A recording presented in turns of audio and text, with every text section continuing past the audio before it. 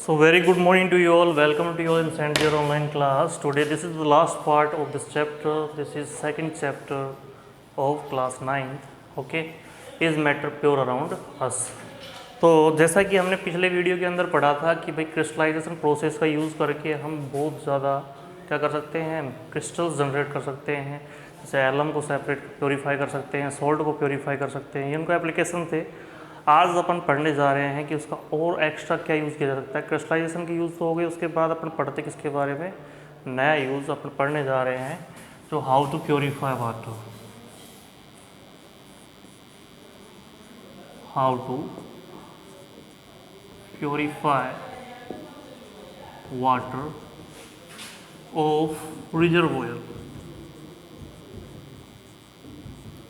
Reservoir क्या होते हैं, हमारे जो जल स्रोत हैं उनसे जो पानी मिलता है। आपको पता है कि वो बहुत ज़्यादा क्या होगा, गंदा पानी होगा।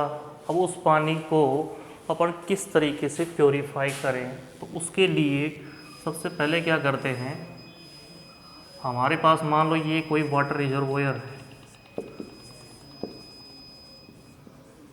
मतलब जल स्रोत है, इसके अंदर पानी भरा हुआ है।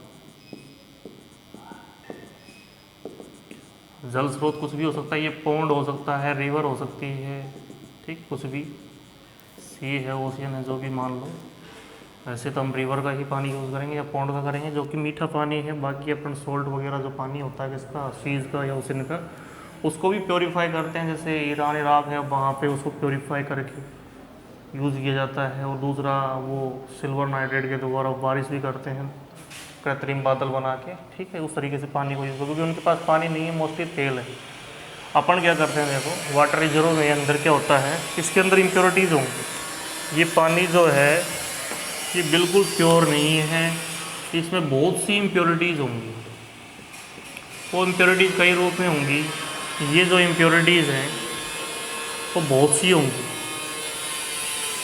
जैसे क्या क्या होंगी वो इम्प्योरिटीज़, अगर अपन बात करें तो ये इम्प्योरिटीज़ होंगी, ये स्टोन हो सकते हैं, ठीक है, छोटे स्मॉल स्टोन्स हो सकते हैं, जो बड़े स्टोन हो बिग एंड साइज, और एक स्मॉल स्टोन्स हो सकते हैं। इसके बाद अगर अपन बात करें, ये सैंड हो सकती है, सैंड के भी दो पार्ट होंगे।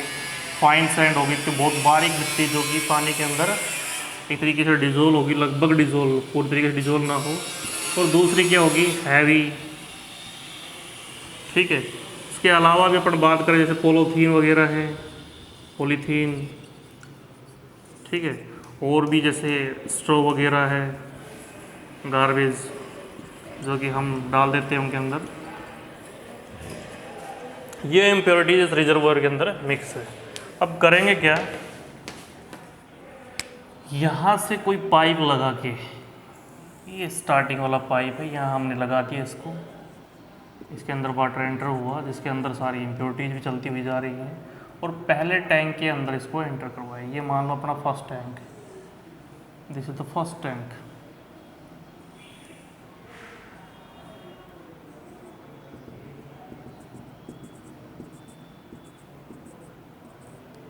इस टैंक से एक पाइप आगे की तरफ भी लगेगा। इस टैंक को अपन बोलेंगे सेडिमेंटेशन टैंक।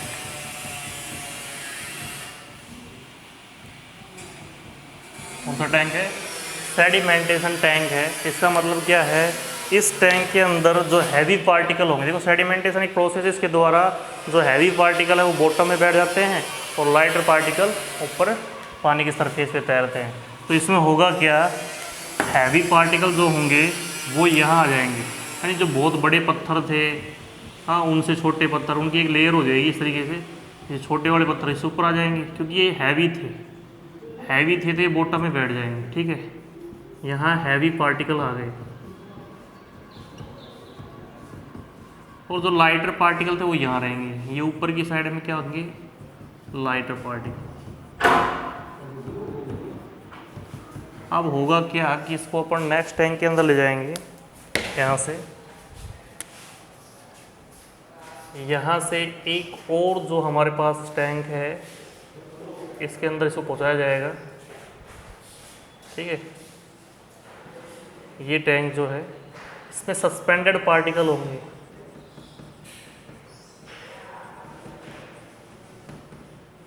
जो कि हमें किससे मिले हैं, सेडिमेंटेशन से। मतलब ये कि वो पार्ट या वो पार्टिकल्स जो यहाँ बॉटम में नहीं बैठे वो आगे आ जाएंगे नेक्स्ट टैंक के अंदर। अब वो उनमें से कुछ चीज़ें जो हैं जो लगभग भारी थी, जैसे जो चीज़ें बच गई वो यहाँ सेपरेट कर ली जाएगी, सस्पेंडेड पार्टिकल, ठीक है, यहाँ इसमें सेपरेट होगी और यहाँ से वाटर जो है वो नेक्स्ट में चला जाएगा। अब नेक्स्ट जो है ये भी एक तरीके का सेडिमेंटेशन टैंक है।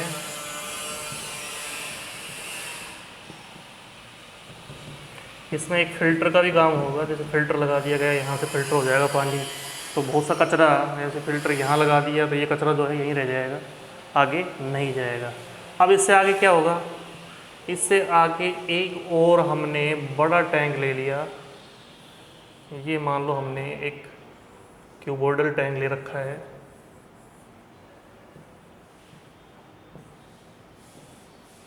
ठीक है। इस टैंक के अंदर होगा क्या, लेयर बन जाएंगे, जैसे फर्स्ट लेयर है, ठीक है। इसके ऊपर फिर सेकंड लेयर आ जाएगी, ये मान लो सेकंड लेयर आ गई,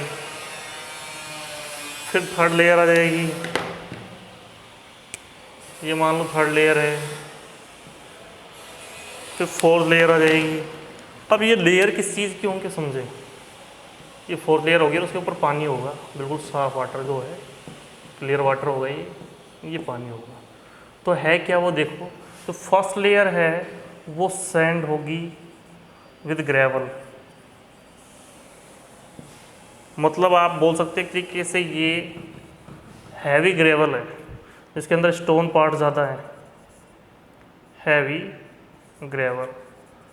इसके ऊपर की जो लेयर होगी वो होगी फाइन ग्रेवल की, फाइन ग्रेवल मतलब इससे पतली जो बजरी होगी उसकी, उससे ऊपर होगी हैवी सॉइल की, और उससे जस्ट ऊपर होगी फाइन सॉइल, ठीक है। और उससे ऊपर होगी इनसे भी जो हल्की चीज़ें हैं, लगभग स्ट्रॉ वगैरह हैं, तिनके हैं, कचरा जो भी है वो यहाँ आ जाएगा। और उससे ऊपर क्या होगा, इसमें पानी होगा, बिल्कुल साफ़ पानी, और इस पानी को यहाँ से फिर होम्स के अंदर सप्लाई कर दिया जाता है, ठीक है। ये होता है पूरा प्योरीफिकेशन मेथड। तो मैं आपको बताना चाहूँगा कि जैसे पुराने टाइम पे सबसे पहले देखो, लास्ट का अगर आपको नहीं दिख पा रहा है, मैंने एक पाइप बनाया है बस कॉर्नर में, और पाइप को सोक किया है कि घर के अंदर उसको पानी को सप्लाई करेंगे।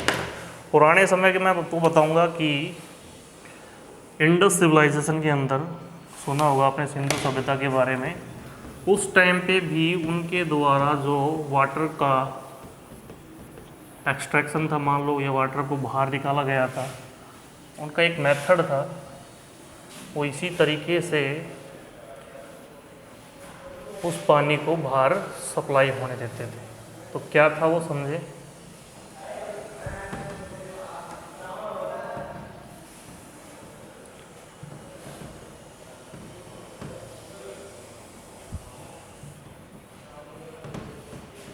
देखो उसके अंदर एक तो था, जैसे मान लो ये किसी का घर है, दिस इज होम, ठीक है। इस होम के आगे ये मान लो ओपन ग्राउंड है, यहाँ मान लो मोस्टली उसका वाटर का वर्क है, वो पानी की चीज़ें हैं, जैसे सपोज करो कि यहाँ पे क्या है, बाथरूम वगैरह है यहीं पे, हाँ, मोस्टली किचन वगैरह का काम जो है यहीं होता है। तो यहाँ से जो हमने पाइप बिछाया था, अपन क्या करते हैं, सीधे पाइप को इस तरीके से, और ये हमारे घर का मेन गेट है, इससे हम उस पाइप को बाहर निकाल के और बाहर वाली नालियों के अंदर जाने देते हैं पानी को, ठीक है। लेकिन मैं आपको बताना चाहूँगा इससे होता क्या है कि भाई देखो, अब कई बार हमारे पैरों से मिट्टी चिपक के आ जाती है, हम पैर धोते हैं तो वो चला जाता है। कई बार कुछ और कचरा, जैसे मान लो शैम्पू वगैरह के पॉलीथीन्स होती हैं, पैकेट होते हैं, वो चले जाते हैं, और भी कई प्रकार का कचरा जाके यहाँ स्टक हो जाएगा। अब उसके लिए फिर इस पाइप को साफ़ करेंगे तो बहुत ज़्यादा खर्चा आएगा, ये पाइप ही टूट जाएगा उसके लिए। तो वो पुराने टाइम पे क्या करते थे, यहाँ एक टैंक बनवा दिया, और यहाँ पाइप जाने दिया आगे, ठीक है, उसको खुला छोड़ दिया। फिर यहाँ एक टैंक बनवा दिया और इससे आगे भी एक और टैंक बनवा दिया। तो इससे होगा क्या, यहाँ से कोई मिट्टी या कचरा आया वो यहाँ बैठ जाएगा, साफ पानी जो है वो आगे जाएगा। फिर ऐसे ही फिर कचरा बैठ जाएगा यहाँ पे, फिर आगे जाएगा। फिर इसी तरीके से यहाँ पे कचरा बैठ जाएगा और आगे चला जाता था। इस तरीके से वो उसको क्या करते थे, पानी का जो निष्कासन था उनका इस तरीके से काम करता था। ठीक है, इसके बाद अपन नेक्स्ट बात करते हैं। देखो ये हमने पढ़ लिया कि वाटर को प्योरीफाई किस तरीके से किया जाता है। अब नेक्स्ट अपन पढ़ने जा रहे हैं एलिमेंट ऑफ कंपाउंड्स के बारे में, जो अपना नेक्स्ट टॉपिक है।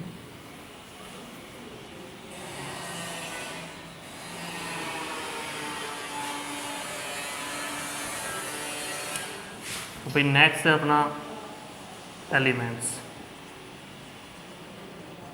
तो एलिमेंट्स होते क्या हैं, तो मैं नॉर्मली आपको बताना चाहूँगा। एलिमेंट्स जो हैं वो एटम से बने होंगे। किससे बने होंगे? एटम। एटम क्या है? ये स्मॉलेस्ट पार्टिकल, सबसे छोटा कण। मतलब किसी ऑब्जेक्ट को अगर आप तोड़ते चले जाओ तो तोड़ते तोड़ते लास्ट में जो चीज़ रहेगी, जो पार्ट बचेगा पार्टिकल, वो एटम है।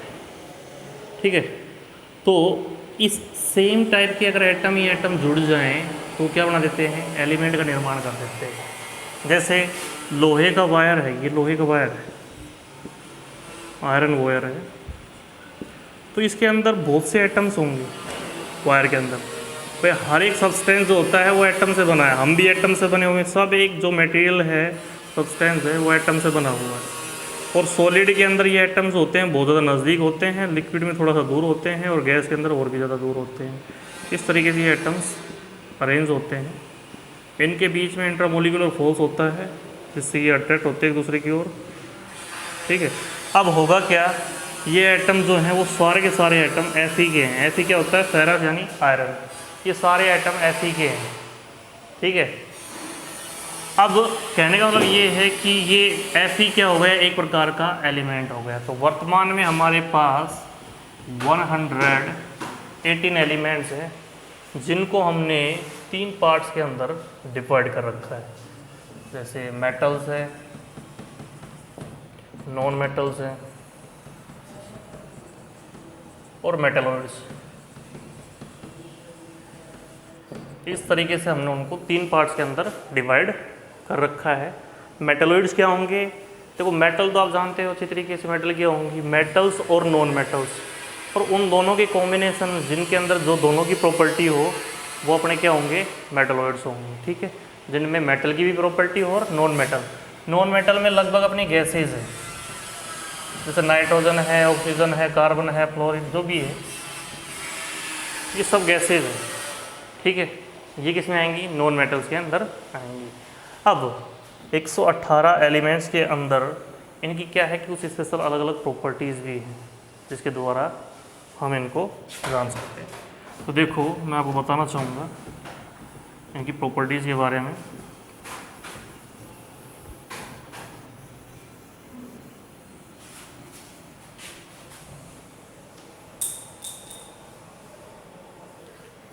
इनकी कुछ एक फिजिकल प्रॉपर्टीज़ हैं।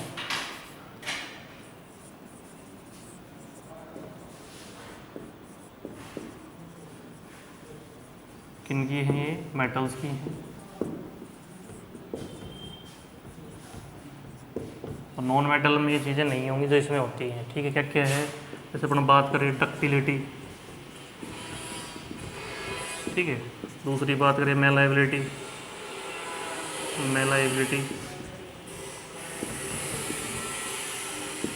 तीसरी बात करें सोनोरियस। हाँ, इसके बाद अपन बात करें ये कंडक्टर होते हैं, conductor of electricity, heat, conductor of heat. ठीक है, और भी अगर अपन बात करें ये हार्ड होंगी, स्टेट, ये लिक्विड, सॉलिड और गैस, लगभग तीनों फॉर्म में भी हो सकती हैं। तो गैस में नहीं होंगी भाई मेटल्स, गैस्ट्रिक फॉर्म में नहीं होंगी, लगभग सॉलिड और लिक्विड फॉर्म में होंगी। स्टेट के बारे में तो डक्टिलिटी जैसे आप जानते हैं उसी तरीके से डक्टिलिटी होगी कि उनके द्वारा अपन वायर बना सकते हैं, लॉन्ग वायर। मेटल को पीटते जाएंगे हैमरिंग करते उससे एक लंबा तार बनता चला जाएगा, तो उसको बोलते हैं इस प्रॉपर्टी को डक्टिलिटी। फिर मेलाबिलिटी है, इससे अपन सीट बना सकते हैं, बहुत बारीक सीट बनाई जा सकती है।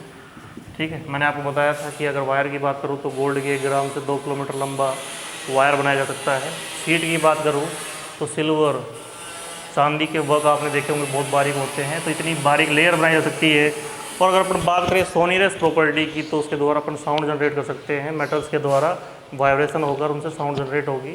ठीक है, कंडक्टर ऑफ इलेक्ट्रिसिटी की बात करूँ तो उनके द्वारा इलेक्ट्रिसिटी जो है पास हो सकती है, उनमें इलेक्ट्रिसिटी पास होगी। सबसे ज़्यादा इलेक्ट्रिक करंट जो है अपने चांदी के तारों के अंदर क्या होगा, पास हो सकता है। लेकिन चांदी के तार अपन फैला नहीं सकते क्योंकि वो बहुत ज़्यादा क्या होते हैं, कॉस्टली होते हैं। अगर बात करूँ मैं हीट की तो आपको पता है कि इनके अंदर हीट भी पास हो सकती है। अगर आप लोहे की किसी चीज़ के एक हिस्से को गर्म करते हो तो दूसरे हिस्से तक अपने आप ही हीट फ्लो होकर पहुँच जाती है, तो इसका मतलब क्या है, वो कंडक्टर ऑफ हीट भी हैं। हार्ड कि मोस्टली जो मेटल्स होंगी वो हार्ड होंगी, लेकिन उनमें से कुछ एक क्या होंगी, सॉफ्ट होंगी। जैसे सोडियम है, सोडियम सॉफ्ट होता है, उसको चाकू से भी काट लिया जाता है। पोटेशियम है, वो भी सॉफ्ट होता है। स्टेट की बात करूँ तो ये लिक्विड फॉर्म में भी होती है और सॉलिड फॉर्म में भी होती है। तो मोस्टली मेटल्स जो हैं वो सॉलिड फॉर्म में होंगी, लेकिन कुछ एक जो है वो लिक्विड में होंगी। जैसे गैलियम है, मरकरी है। ठीक है, ये कुछ एक मेटल्स हैं जो लिक्विड फॉर्म में भी होंगी। ठीक है, तो ये था हमारा एलिमेंट्स के बारे में। अब ये जो चीज़ें हैं ये नॉन मेटल्स के अंदर नहीं होती हैं, जो मेटल पे है वो नॉन मेटल्स में नहीं होंगी, यानी वो हार्ड भी नहीं होंगी। कुछ एक होती हैं जो हार्ड होंगी, जैसे कार्बन है, कार्बन के क्या होते हैं, एलोट्रोप्स होते हैं, वो हार्ड होंगे। जैसे डायमंड की बात करूँ, कार्बन से बना हुआ है, एलोट्रोप है। ठीक है, ग्रेफाइट है, ये भी कार्बन का एलोट्रोप है। ऐसे कोल है, कोल भी कार्बन का एलोट्रोप है। तो ये तीनों क्या होते हैं, हार्ड होते हैं। बाकी जो है इनके अंदर हार्ड कम होते हैं, गैसेज हैं, गैसेज फॉर्म में होंगे। ठीक है, अगर नेक्स्ट अपन बात करें, नेक्स्ट है अपने पास कंपाउंड। तो ये जो कंपाउंड है ये बनता किससे है, 2 and more than 2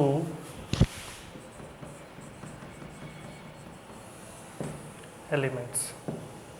और 2 या 2 से ज़्यादा एलिमेंट्स अगर कंपोज करें एक दूसरे से जुड़ जाएं तो क्या बना देंगे, कंपाउंड बना देंगे। अगर मैं बात करूँ जैसे सोडियम हमारे पास एक एलिमेंट है, एक क्लोरीन है, दोनों को जुड़ जाएंगे तो क्या बन जाएंगे, NaCl, जो कि हमारा सॉल्ट होता है।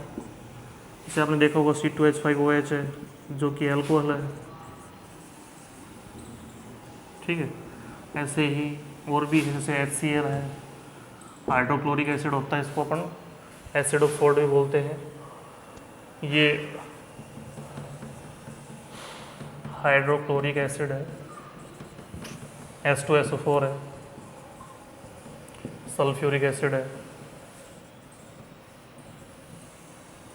शुगर है, और भी कई। ठीक है, बहुत से एग्जाम्पल हैं। ये सब क्या है, कंपाउंड है। तो कंपाउंड जो होंगे वो एलिमेंट्स के जुड़ने से बनेंगे, और एलिमेंट किससे बने थे, एटम के जुड़ने से बने हुए थे। ठीक है, अब अगर आप बताओ जैसे नॉन, हमारे पास क्या है, नॉन मेटल्स जो हैं अगर उनके यूज़ देखे जाएं और मेटल्स के यूज़ देखे जाएं तो एक नॉर्मल सा मैं परिचय देना चाहूँगा उनके बारे में।